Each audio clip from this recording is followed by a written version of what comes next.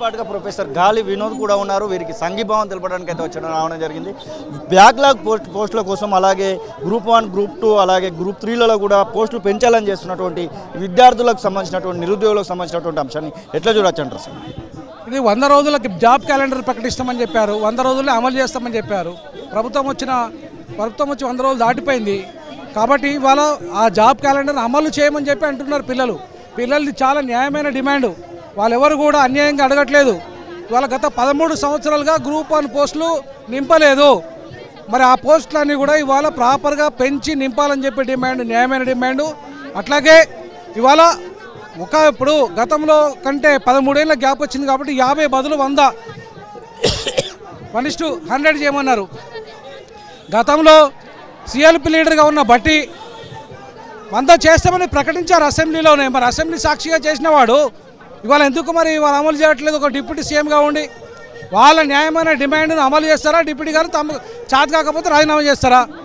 అలాగే ఇవాళ మీరు 33 జిల్లాలు ఉన్నాయి కాబట్టి 33 జిల్లాలో ఇవాళ పెంచిన ఎవరైతే న్యాయంగా ఇవాళ గ్రూప్ 2, గ్రూప్ 3, గ్రూప్ 4 ఉద్యోగాలు పెంచాలి, డిఎస్సి ఉద్యోగాలు పెంచి ఇవాళ అమలు చేయమని చెప్పి వాళ్ళు అడుగుతున్న దాన్ని ఖచ్చితంగా అమలు చేయాల్సిన బాధ్యత వాళ్ళ మీద. కులాలకు సంబంధించి బ్యాక్లాగ్ పోస్టులు ఉంచకూడదు, మొత్తం ఫిలప్ చేయాలనేటువంటి డిమాండ్ కూడా ఇక్కడ కనబడతా ఉంది. ఆ డిమాండ్ ఎట్లా చూడొచ్చు? ఖచ్చితంగా బ్యాక్లాగ్ పోస్టులు అనేది అది ఒక ప్రాథమిక రాజ్యాంగ హక్కు వాళ్ళది. కాబట్టి బ్యాక్లాగ్ పోస్టులు ఏవి కూడా ఖాళీగా ఉంచకుండా అన్నింటినీ ఒకటేసారి నింపడం వలన ఇలా విద్యార్థి లోకం సంతృప్తిగా ఉంటుంది. లేదంటే నువ్వు 14 సీట్లు ఎంపీ సీట్లు గెలుస్తాను 8 సీట్లకు పడిపోయినరు. ఎందుకు? కారణం నిరుద్యోగులు. రేపు లోకల్ బాడీ ఎన్నికల్లో వీళ్ళంతా తిరుగుబాటు చేస్తే అడ్రస్ లేకుండా పోతుంది. కాంగ్రెస్ పార్టీ ఖచ్చితంగా వాళ్ళకు నింపి న్యాయం చేయాల్సిన బాధ్యత ప్రభుత్వం మీద ఉంది.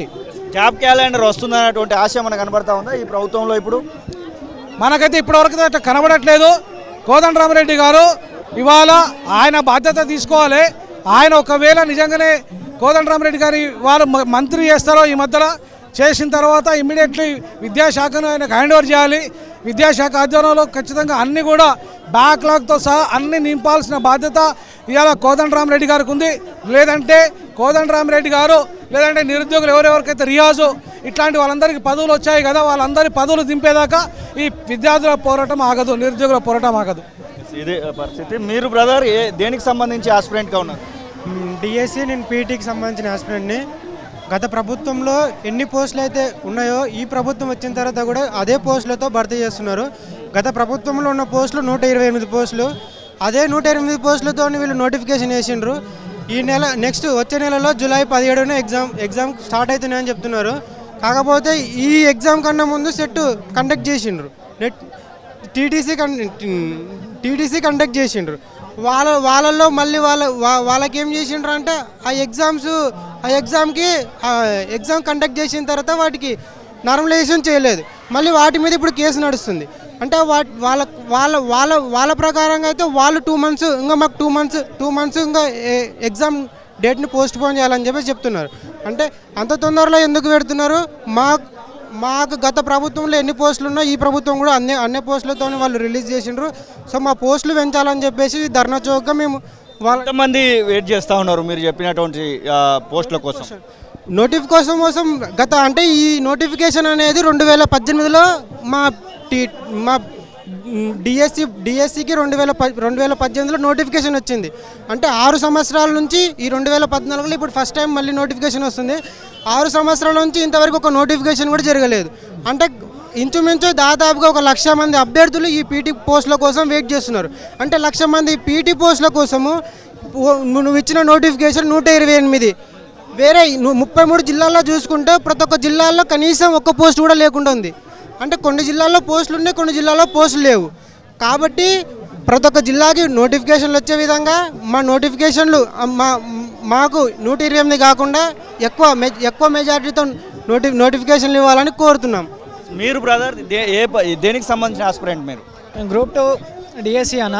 మేము ఉస్మానియా యూనివర్సిటీ నుంచి వచ్చినాం. ఈరోజు ధర్నా చౌక్ దగ్గర, ఇందిరా పార్క్ దగ్గర వేలాది మంది విద్యార్థులు ఎందుకు వచ్చారంటే ఆ రోజు ఈ విద్యార్థులు నిరుద్యోగులే కదా ఈ ప్రభుత్వానికి గెలిచింది, ఈ విద్యార్థుల వల్లనే కదా, నిరుద్యోగుల వల్లనే కదా. ఆ రోజు ఎలక్షన్స్ అప్పుడు ఒక రకంగా హామీలు ఇచ్చి ఇప్పుడేమో వీళ్ళని పట్టించుకోకపోవడం సిగ్గుసేటుగా అనిపిస్తుంది.